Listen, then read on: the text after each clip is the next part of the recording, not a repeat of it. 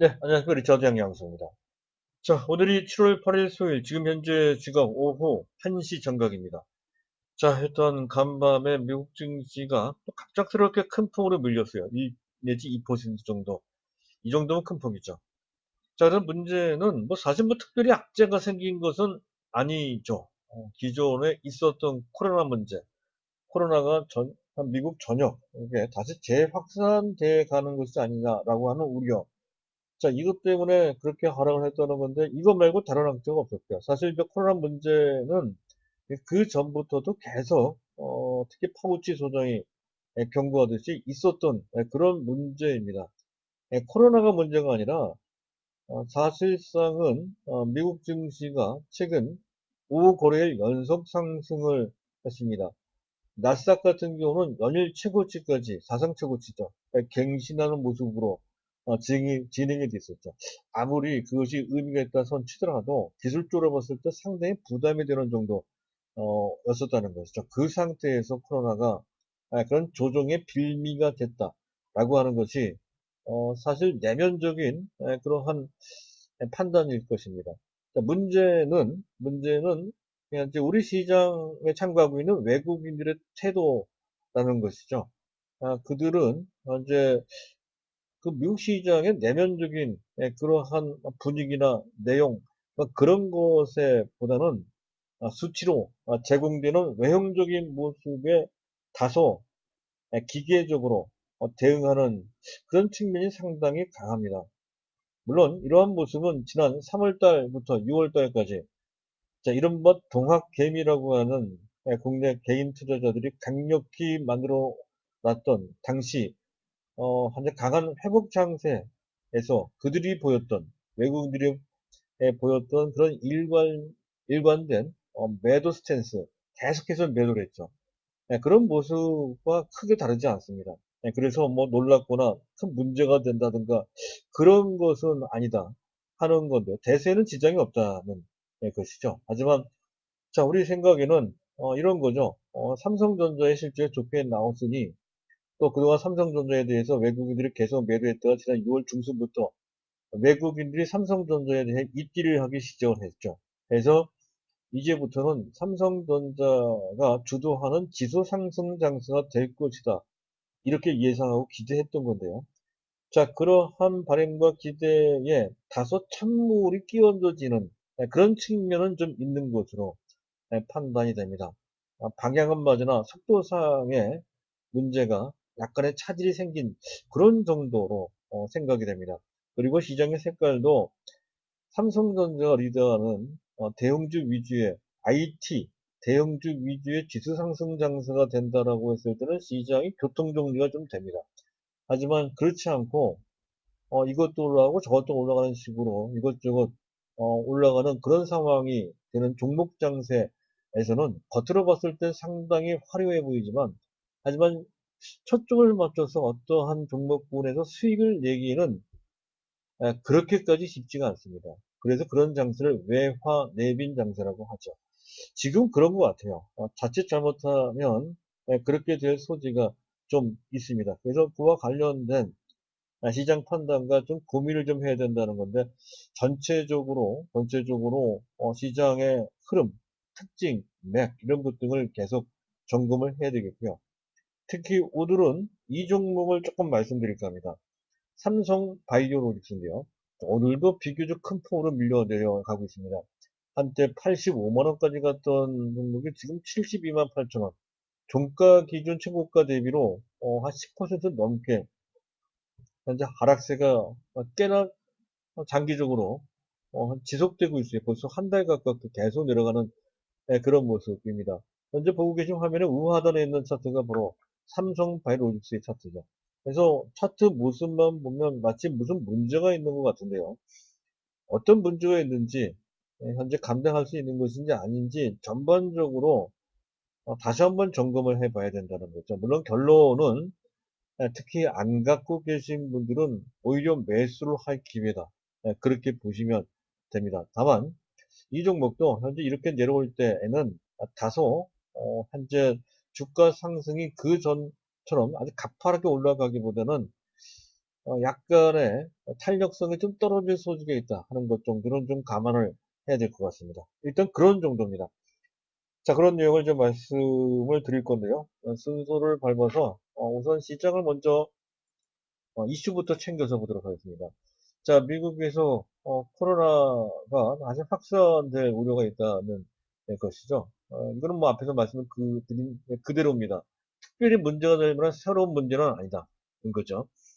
자, 그를 통해서 기계적으로 대응하는 외국인들, 또 외국인들의 태도와 어느 정도 동조하는 국내 기관들이 갑작스럽게 수비, 약간 보수적인 모드로 좀 접어들었습니다. 기계적인 대응이라는 것이죠. 예, 그리고 오늘 시장을 보면 치료제, 백신, 진단과 관련된 종목들이 갑자기 부각되어 지수를 봤을 때는 썩 좋지 않은 모습입니다. 가령 뭐 시젠은 매수해도 된다고 이제 말씀드렸던 종목인데요. 시젠 같은 종목도 그렇고요. 예, 또 현재 젠백스, 수젠텍, 뭐 신풍제약인가요? 신풍제약 이런 종목들이 오르락내리락 하는 것도 현재 코로나와 관련돼서 반응하는 것이다 하는 거죠. 제일약품도 또한 마찬가지입니다. 자, 어쨌든 그래요. 현재 그런 측면이 있다는 것이고요. 자, 두 번째, 보다 또 의미가 있는 것은 어제 그제 말씀드렸죠. 현대제 정의선 수석 부회장이죠. 최태원 회장이 두 사람이 회동을 했어요. 이렇게 됨에 따라서 이제는 현대차 완성차 개념이죠. 전기차 완성차 개념에 현대차가 일단 한 종목 들어가 있고 한 업체이고 그리고 배터리 3인방에 들어가 있어요. 그래서 현재 LG화학이 1위죠. LG화학 세계 1위입니다. LG화학 그리고 삼성 SDI 세계 4위 그리고 SK이노베이션도 배터리 완제품을 만들죠. 또 소재, 분리막 소재까지 현재 지금 만들고 있습니다. 그래서 이쪽 이렇게 되면 완성차 하나에 배터리 3사가 같이 뭉치는 이른바 1 플러스 3, 1 플러스 3, 1 플러스 3라고 하는 그런 동맹 체계가 사실상 완성돼 가는 것 같습니다. 1 플러스 3 동맹 체제. 전 세계 최초고 전 세계 가장 크죠. 그래서 지금 전기차와 관련돼서는 이렇게 1 플러스 3 동맹 체제가 완성된 만큼 가장 강력한 경쟁력을 갖췄다. 그렇게 판단이 되고 그와 관련돼서 우리가 봐야 될 것은 당연히 LG화학이나 삼성 SDI도 중요하지만 근데 SKC가 또 상당히 의미가 있어 보여요. 그 전부터 말씀드렸듯이 일반적인 원래의 일명 현재 프로필렌 글리콜 또 프로필렌 옥사이드라고 하는 기존의 화학 사업에서 주업입니다. 주업을 한쪽에 제껴놓고 지금 2차 전지 동박을 주업으로 삼았단 말이죠. 주업을 이렇게 변경한다는 것은 어느 정도 자리 잡힌 기업으로 봤을 땐 엄청난 변화입니다. 그런 변화에다가 신성장 동력을 전 말씀드렸죠. 포토레지스트 및 또 블랭크 마스크를 말씀드렸어요. 그래서 SKC가 재변신을 하고 있는 현재 초창기 현재 진입한 상태로 그렇게 판단이 돼요.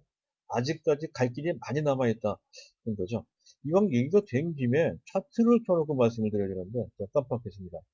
이런 차트죠. 계속 그래서 많이 올라갔지만 여기에 굴하지 말고 여기에 만족하지 말고 계속 갖고 있어야 된다 하는 관점인데 앞에서 말씀드렸던 LG화학이나 삼성 SDI 또는 현재 에코프로 비행과 같이 한 두 개 정도의 종목을 가져가는 것이 적절해 보입니다.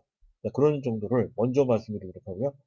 자, 그리고 어제 삼성전자 실적과 함께 LG전자의 실적도 발표가 되는데, 나름대로 선방했어요. 괜찮아요. LG전자. 이제 영업이익이 4,931억 나왔다는 거죠. 코로나라고 하는 어려운 가운데서도 오히려 TV와 관련돼서, 또 일부 가전과 관련돼서 오히려 수요가 늘었다고 하죠. 그래서 시장 예상 대비로도 현재 예상이 나빴던 것도 아닌데 그 상태보다 20% 정도 더 나왔다라는 것이죠. 그래서 LG와 관련된 종목들도 제법 올라가는데요. 우리는 참고 삼아만 보면 될 것 같아요. LG전자나 LG 디스플레이, LG 이노텍은 조금 다르다고 말씀드렸죠. 그리고 LB 세미콘이나 또는 실리콘 웍스 같은 종목들이 그에 관련된 종목이다 이렇게 볼 수 있습니다. 참고 종목이 되겠습니다. 자, 일단 주요 이슈를 점검해 봤고요. 시장을 잠깐 보도록 하죠. 자, 시장입니다. 원달러 환율은 지금 약 1원 정도 내려갔어요. 1193. 만약에 시장이 뭔가 불안하다라고 했을 때는 지금 현재 차트상 우하단에 있는 차트가 원달러 일봉 차트인데요. 조금씩 내려오고 있는 상황이기에 만약 시장이 그렇게 코로나 때문에 더 불안한 상태라고 한다면 외국인들이 현재 대규모로 빠져나갈 정도로 현재 달러 수요는 많고 원화 수요가 줄어드는 불안한 상태라고 한다면 원달러 환율이 급등을 하겠죠. 원화 가치가 이제 떨어진다는 얘기가 되는데 그런 모습은 전혀 나타나지 않고 있습니다. 금융시장, 특히 외환시장은 상당히 안정되어 있다는 것이죠. 그것을 알 수가 있고요. 자, 그리고 뭐 WTI 가격은 상당히 안정적입니다. 그리고 현재 나스닥 선물, 니케이 지수, 상해 지수 모두 보합권 근처에서 맴돌고 있습니다. 큰 문제 없는 것이고요. 자, 수급만 다소 좀 현재 부담이 되죠. 외국인들이 이 시각 1700 순매도, 1800 순매도, 기관이 뭐 갑작스럽게 지금 금융투자를 중심으로 해서 굉장히 눈치가 빠릅니다. 그들이 말이죠. 지수가 탄력도로 올라가지 못할 상황이다 라고 보고 거기에 민첩하게 대응하는 그런 모습이 나타나고 있습니다. 그래서 지수 탄력이 코스피 지수 탄력이 떨어지는 것이고요. 개인들이 많이 받아주고 있어요. 개인들이 4천억이나 이런 모습은 지난 6월달, 3월달부터 6월달에 당시 외국인들이 줄창 매도했던 그 당시의 그 모습과 상당히 유사합니다. 일단 수급을 보면 그래요. 3월달, 6월달 그 회복 장세가 다시 시작하는 것이 아닐까라고 할 정도로까지 현재 일단 수급은 그런 식으로 그런 구도가 형성돼 있다 하는 것까지 감안하실 필요가 있겠다는 건데 아주 외형적인 모습일 뿐입니다. 내용적으로 좀 다르다는 것이죠. 그리고 또 한 가지 주목해야 되는 것은 그러한 와중에 어제 같은 경우 외국인들이 대규모 매도를 한 그런 상태에서 물론 삼성전자도 그들이 매도를 했습니다. 하지만 삼성전자에 대한 매도는 326억 원 정도밖에 되지 않았다는 것이죠. 326억 원. 326억 원 정도밖에. 여기 어, 오른쪽 위쪽에 막대 그래프가 나오죠. 짧은 파란 색깔의 막대 그래프가 어제 그들의 매도 규모를 보여준 그런 막대 그래프, 막대입니다. 320, 그렇게 길지가 않죠. 오늘도 약간 매도하는 것 같은데, 하지만 매도 규모가 크지 않습니다. 중요한 것은 전체 시장에 대한 매도 규모에 비해서 훨씬 그 매도 규모가 작다는 것이죠. 지난 3월달, 6월달 그 당시에는 삼성전자가 전체 매도의 절반 정도를 차지했습니다.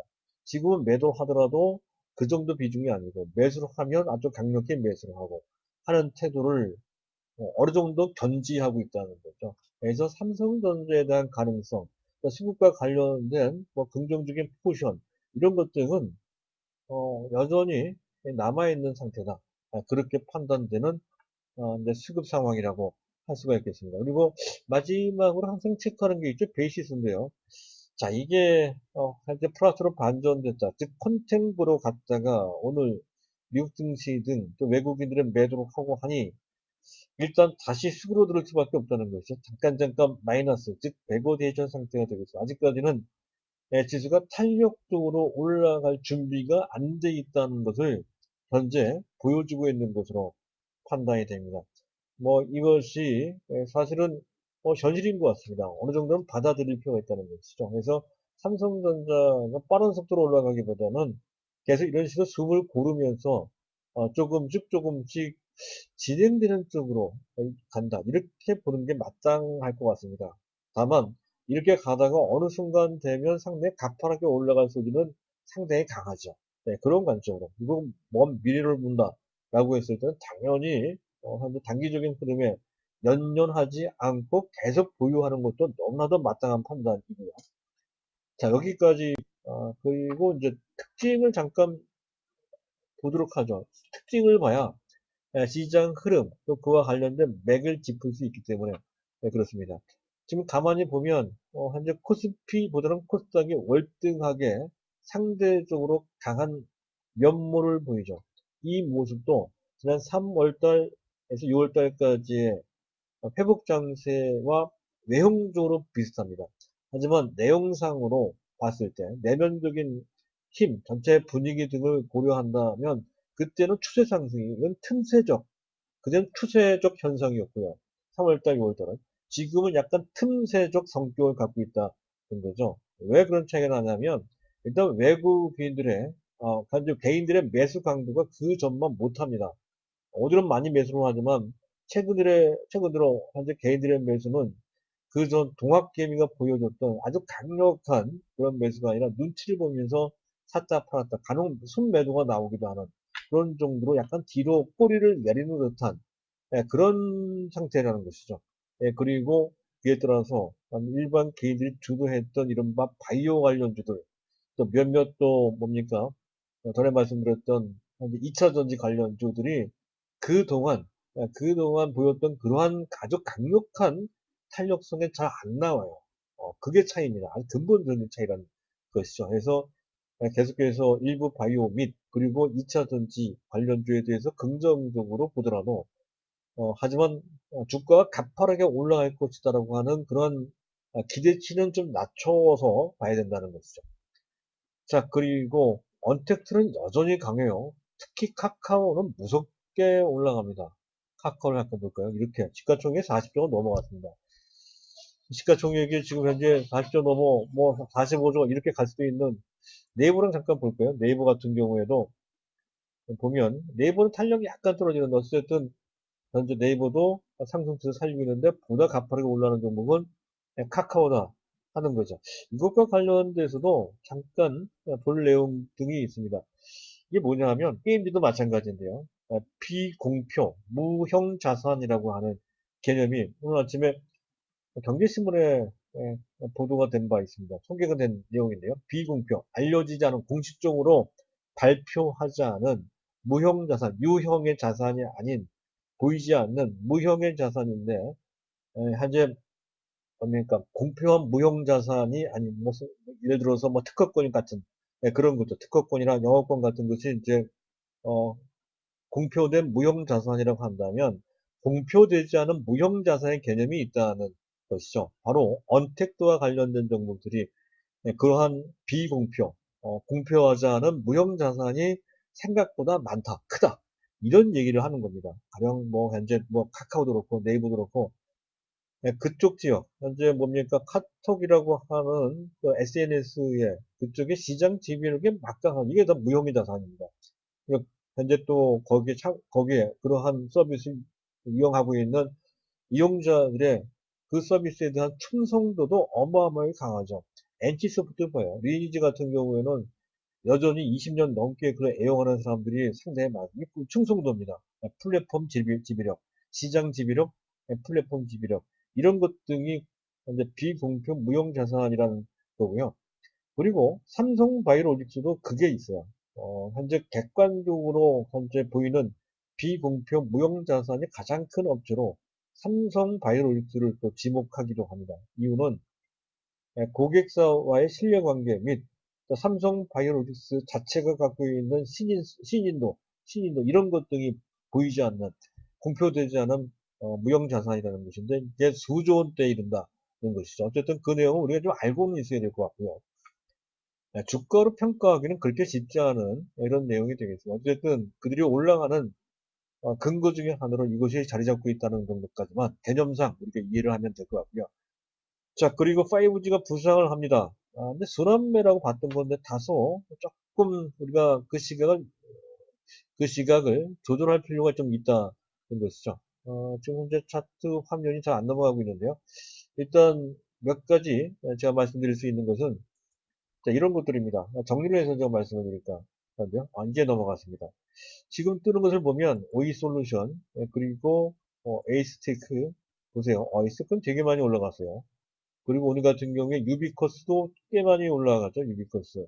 그리고 KNW는 좀 다르죠. KNW나 HFR 오늘은 좀 많이 올라가지만 이런 종목들하고 차이가 난다는 거죠. 또 RFHIC도 마찬가지입니다. 상대적으로 덜 올라가죠. 그래서 같은 섹터, 같은 테마 내 종목 간 차이가 난다는 것에 주안점을 둘 필요가 있습니다. 이런 관점으로서 판단이 돼요. 국내 통신 3사, SK텔레콤, KT, 또 LG U+는 분명 투자를 지원하고 있고요. 그에 따라서 현재 국내 통신 3사에 대한 매출 비중 또는 의존도가 높은 업체들은 실적이 조금 부진할 소지가 상당히 높습니다. 금년 하반기까지도 그렇게 될 소지가 상당히 높다는 것인데, 다만 해외 쪽은 좀 다르다는 것이죠. 특히 중국보다는 일본하고요, 미국, NTT 도코모나 또는 현재 어딥니까? 미국의 스프린트나 뭐 이런데, AT&T도 있고 말이죠. 자, 이런데 납품을 하는 업체들이 실적이 상당히 좋아진다는 거죠. 수출 관련주, 특히 미국과 중국에 수출을 하는, 또 나름대로, 그쪽 기반의 특별한, 현재 어떤 기술적 기반과 특별한 어떤 부품, 또는 장비는 아닙니다. 부품을 납품하는 업체들. 네, 그런 업체들이 부각되는 것 같습니다. 오이솔루션 같은 경우는 미국과 일본이죠. 광트렌치고 쪽이고요. 또 에이스테크는 안테나 쪽 세계 1위잖아요. 안테나 쪽, 5G 관련된 안테나 쪽. 유비쿠스는 이더넷 스위치, 이더넷 스위치 내지 FTTH라고 합니다. 이런 파이버 투 더 홈이라고 하는 가정에 이 망을 연결시키는 그러한 시스템이라고 보시면 돼요. 이런 것에 강점을 갖고 있는 수출주들입니다. 실적이 상당히 좋다는 것이죠. 그래서 수출 비중이 누가 더 높고 내수 비중이 누가 더 높으냐에 따라서 이런 차이가 나는 것 같습니다. 그렇다고 한다면 현재 통신 3사와 관련된 현재 실적을 약간 배제해 놓고 수출에 초점 맞춰서 봐야 되는 것이 아니냐 판단됩니다. 그랬을 때는 오이솔루션이 괜찮아 보여요. 오이솔루션이나 유비코스 부분적으로 매수가 가능할 것 같습니다. 필요하다는 것이죠. 약간의 고민이 필요한 그러한 상태이며 그런 대상이 되겠습니다. 둘 중에 하나 선택해 볼 필요가 있다는 정도를 팁으로 이제 말씀을 드리면서 자, 조금 더 현재 특징을 한번 보도록 하죠. 자, 그리고 SK바이오로직들이 이제 약세를 보이고 있다는 건데, 요 내용은 좀 이따 이제 말씀드릴까 합니다. 그중 SK바이오팜은 그동안 좀 많이 그 상장 후 3거래일 연속 상한가를 쳤으니까, 저는 어제 말씀드렸듯이 당연히 차익임이 나올 수밖에 없다는 것이고, 다만, 그렇게 큰 종목이 상한가 두 번 치거나 세 번 치면 거의 밀린다는, 그건 거의 공식입니다. 그건 한 가지 알아두실 필요가 있겠고요. 자, 그 외 특징으로서 눈여겨봐야 될 종목은 간단하게 말씀을 좀 드릴까 하는데요. 현재 지금 그 스마트폰과 관련된 종목 중에 아모텍 같은 칩버리스터나 뭐 이런 종목도 안테나도 하고 있고요. 현재 EMC 필터도 하고 있는 업체죠. 현재 이 업체 이렇게 많이 실적 뒷받침이 되는 업체인데 이 업체가 뜬다는 것은 그만큼 삼성전자의 갤럭시 시리즈 와 관련돼서 뭔가 긍정적인 변화가 있다는 것이죠. 그렇다면 삼성 전기도 괜찮을 가능성이 높아요. 그런 관점으로 아모텍까지 같이 보시도록 하고 자화전자가 들었는데 이거는 조금 다릅니다. 자화전자는 계속 이거는 뭡니까? 자동 초점 렌즈, 자동 초점 기능 이런 거, 손떨림 방지 이런 거 OIS라고 하죠. 자화전자가 계속 적자입니다. 경쟁이 심화하기 때문에 그런 것이죠. 주가가 올라온다는 얘기는 다소 틈새적으로 올라온 측면이 있다는 그런 것도 있는 것 같아요. 그래서 관련해서 약간 조심해야 되는데 이왕이면 실적이 뒷받침되는 쪽으로 많이 올라갔지만 실적 뒷받침되는 쪽에 초점 맞추는 게 훨씬 더 낫다는 것이죠. 일단 거기까지. 그리고 마지막으로 삼성바이오로직스인데요. 많이 빠졌죠. 차트를 켜놓고 올려놓고 그리고 이제 말씀을 드릴까 합니다. 이게 삼성바이오로직스인데요. 왜 빠졌을까 하는 겁니다. 물론 그동안 많이 올라가서 빠지는 것은 너무나도 당연한데 생각보다 더 오랜 기간 동안 또 생각보다 더 많은 폭이 현재 빠지고 있습니다. 일단 주가를 본다면 6월 16일 날 종가 기준 당시 82만 6천원, 종가가 장중 최고가는 86만 원까지 올라갔던 그 주가가 어쨌든 종가 기준으로 봤을 때 11.3%, 그리고 최고가 기준으로 봤을 때 거의 15%가량 상당히 크게 조정을 좀 받고 있는 모습이며 차트상 본다면 더 빠질 것 같은 그런 모습이기도 합니다. 자, 그런데 현재 특별히 이 차트만 본다면 뭐 문제가 있는 것이 아니냐 이렇게 볼 수도 있는 상황인데 사실 내용을 보면 그렇지 않다는 것이죠.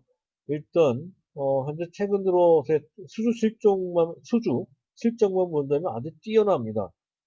일단 근본적으로 전 세계 신약을 제조하는 그런 트렌드를 보게 되면 현재 지금 분업화가 되고 있다는 아주 뚜렷한 흐름이 있다는 것이죠.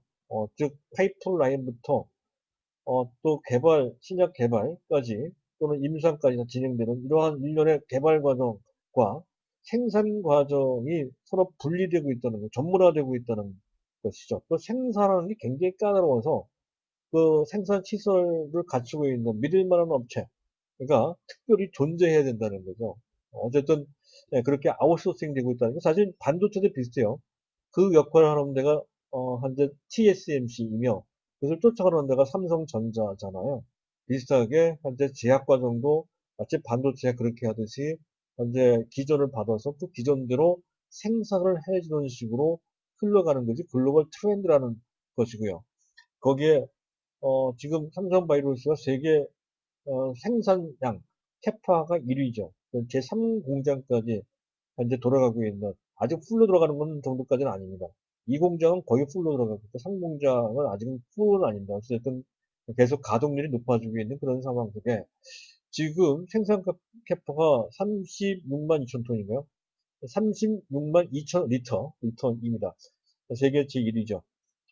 자, 그리고 그런 상태에 금년에 또 수주가 상당히 활발합니다. 작년에 약 3,400억 정도 수주했는데 금년에는 상반기에만 1조 7천억 정도로 수주했다는 거죠. 그것도 세계적인 업체, 비오 바이오텍이라는 업체, 또 현재 이뮤노랜딕스라고 하는 바이오 벤처 업체, 또 유명한 업체 GSK, 그 외에 다른 대형 글로벌 다국적 제약사도 좀 있는 것으로 보이는 어쨌든 금년 7건, 지금 매월 한 건 하기도 쉽지가 않거든요. 그래서 금년 7건 성사를 했고요. 금년 목표는 12건입니다. 근데 그 금액이 1조 7천억 정도로서 작년에 1년 내내 수주했던 금액의 거의 5배를 벌써 6개월 사이에 다 해치웠다는 거죠. 그만큼 이쪽 분야가 빠르게 바뀌고 있다는 건데 이 흐름이 어떤 지장이 있거나 차질이 생긴 것이 전혀 아니에요. 자, 알려진 그대로입니다. 그대로군요. 어쨌든 그것을 통해서 금년 예상 실적을 보면 아마 매출은 1조가 거의 넘어갈 겁니다. 한 1조 2천, 1조 4천 이렇게 될 것 같은데. 영업이익은 지난 1사분기 때 626억을 했거든요. 그것을 단순히 4배만 곱해도 2,500억 정도가 나오는데 더 할 것 같습니다. 한 3천억 정도 되지 않을까. 그렇게 기대가 되기도 하고요. 또 자회사도 상당히 끝내주죠. 삼성바이오 에피스도 지금 기존에 바이오 시밀러 4개가 미국과 그리고 유럽에 현재 시판되고 있고 상당한 현재 성과를 내고 있다는 것은 실적을 통해서 우리가 계속 확인하고 있는 바 그대로이고요. 그 상태에서 세계적인 또 항암제 중에 하나입니다. 대장암이나 뭐 유방암이나 이런 쪽인데요. 현재 비소세포 폐암도 거기 해당이 되고요. 아바스티라는 게 있습니다. 여기에 바이오시밀러 ABCO가 지금 현재 유럽 식약청 EMA에 받기 직전에 와 있다는 거죠. 임박해 있습니다. 이것까지 판매가 되면 계속 실적이 더 좋아지겠죠. 거기에다가 SB는 삼성바이오의 약자입니다. 이니셜입니다. 삼성바이오 11, SB 15 등 이것 말고 또 더 있습니다. 하여튼 최근 몇 년 내, 앞으로 몇 년 내 더 많은 바이오 시밀러들이 등장할 것이란 것이죠. 이렇게 되면 오히려 외형적으로도 매출 규모나 또는 그 영업이익 등의 실적 측면으로도 삼성바이오 에피스가 어느 순간 아마 2년 정도만 더 지나면 셀트리온을 능가하지 않을까라고 하는 그런 예상까지도 가능할 정도로까지 삼성바이오 자회사인 삼성바이오 에피스가 상당히 계속 성장을 하고 있다는 것이죠. 이런 것이 다 현재 삼성바이오로직스의 가치를 올리는 결정적인 역할을 합니다. 그리고 뭐 기타 뭐 현재 다른 상황도 나쁠 게 없어요. 삼성바이오로직스 분식회계 문제 사실상 종식된 거고요. 이재용 부회장의 기소 여부도 이것도 거의 끝난 문제이죠. 그래서 이 문제도 없습니다. 그런 가운데 주가가 약한 배경을 굳이 찾는다라고 했을 때는 단기 급등에 따라 사실 너무 이 시가총액 3위까지 올라갔던 이 종목이 주가가 마치 개별 종목처럼 너무 많이 올라갔잖아요. 그래서 당연히 그에 따른 부작용이 생길 수밖에 없는 것이고 차익 매물을 받는 수밖에 없다는 것이죠. 더군다나 뭡니까? SK 바이오팜이 상장되기 때문에 그와 관련된 특히 외국계, 국내에게도 마찬가지일 겁니다. 지수 추정 펀드라고 하죠. 인덱스 펀드 또는 패시브 펀드라고 하는데요. 자, 이들 펀드는 주로 대형주, 지수와 관련된 대형주만을 하는데요. 사실 우리나라 대형주가 많은 섹터에 많은 분야에 많은 종목들이 편제되어 있습니다만은 바이오 쪽은 종목이 두 개밖에 없죠.